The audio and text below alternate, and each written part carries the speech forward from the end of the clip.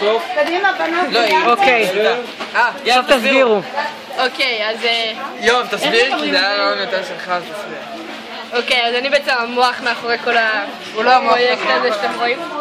מה שאנחנו עשינו, בעצם לקחנו שתילים, עשינו את אותו מצע, את אותו שתיל, אותו הכל, ובדקנו בעצם כיצד ההשפעה של הצבע של המכסה תשפיע על הגדילה של הצבע.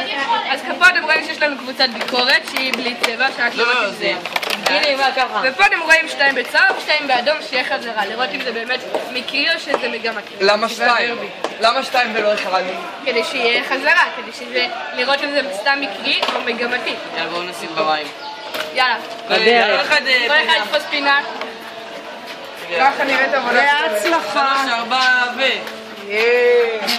תעבור אותנו. בראבו. יאללה, בואו.